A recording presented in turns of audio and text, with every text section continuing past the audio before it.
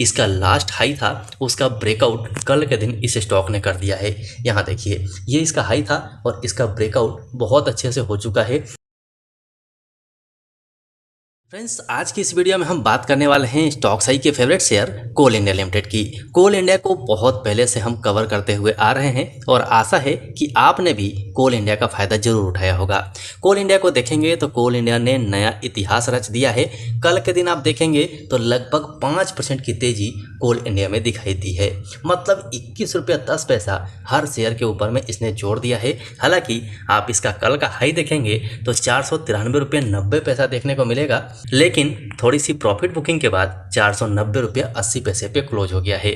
लेकिन ये जो क्लोजिंग है और ये इसका कल का हाई है, इसने इतिहास रचा है। मतलब कोल इंडिया ने अपना नया 52 वीक हाई तो बना ही दिया है, साथ ही अपने ऑल टाइम हाई पे भी चला गया है। और डिविडेंड का तो आपको मालूम ही है कि ये स्टॉक कितना ज़बरदस्त डिविडेंड देता है।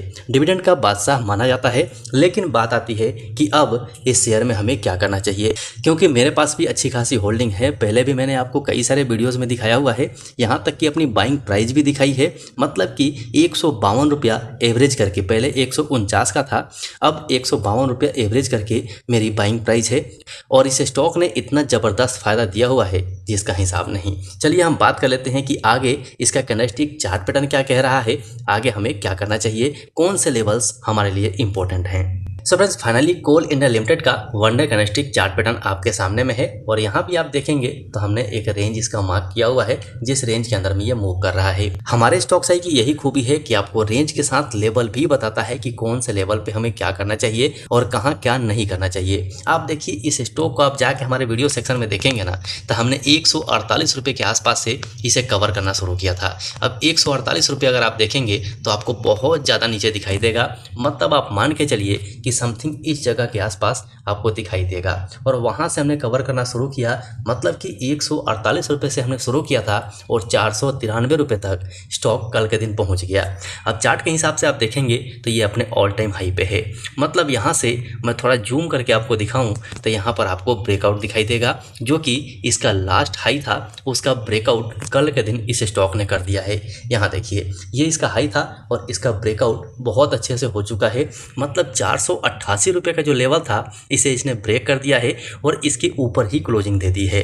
तो मेरे हिसाब से अगर आपको डर लगता है ना, तो 488 का छोटा सा स्टॉप लॉस रखिए। इसके नीचे अगर आता है तो ये लेवल आपको मिल सकता है। मतलब कि ये लेवल अगर तोड़ कर नीचे आता है तो यहाँ तक इंपॉर्टेंट है, ये लेवल ब्रेक नहीं होना चाहिए। मतलब 481 रुपये का लेवल है, ये लेवल ब्रेक नहीं होना चाहिए। यहाँ से स्टॉक ऊपर निकल सकता है।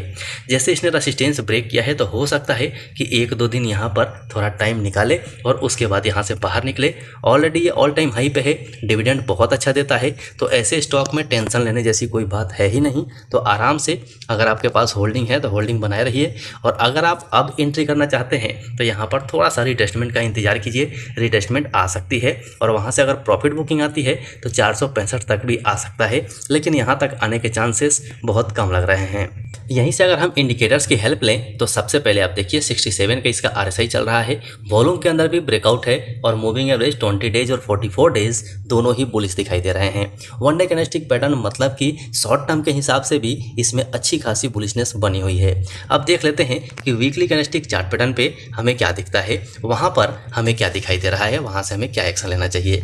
अभी सबसे पहले आप इसका इंडिकेटर देख लीजिए। इसका RSI 66 का चल रहा है जो वीकली कैंडलस्टिक चार्ट पैटर्न पे है। वॉल्यूम के अंदर भी अच्छी खासी ब्रेकआउट है और मूविंग एवरेज तो आप देख ही सकते हैं कि यहीं से इस लेवल से ये बुलिश बना हुआ है और कंटिन्यू अप मूवमेंट भी देख सकते हैं। मतलब मिड टर्म के हिसाब से भी स्टॉक में तेजी रह सकती है।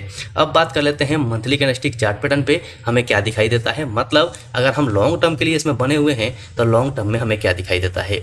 अब देखिए चार्ट को मैंने बहुत छोटा कर दिया है और लाइफ टाइम का चार्ट आपके सामने में है इसका। मतलब कि जितना मूवमेंट इस कंपनी ने दिखाया है, इस स्टॉक ने दिखाया है, तो आप पाएंगे कि अभी के टाइम में ये अपने ऑल टाइम हाई पे है। मतलब अपना ऑल टाइम हाई ब्रेक कर दिया है और नया हाई बना चुका है। साथ में अगर हम इंडिकेटर्स को देखें तो वॉल्यूम के अंदर आप ज़बरदस्त ब्रेकआउट पाएंगे, अच्छी खासी वॉल्यूम दिखाई दे रही है। और यहाँ पर आप अगर मूविंग एवरेज देखेंगे तो इसके अंदर भी कंटिन्यू आपको तेज़ी दिखाई देगी, मतलब बुलिशनेस दिखाई देगी। अब कैंडल स्टिक देखिए, एक कैंडल 1 महीने का है। मतलब कंटिन्यू 8 8-9 महीने तेजी इसने दिखाई हुई है।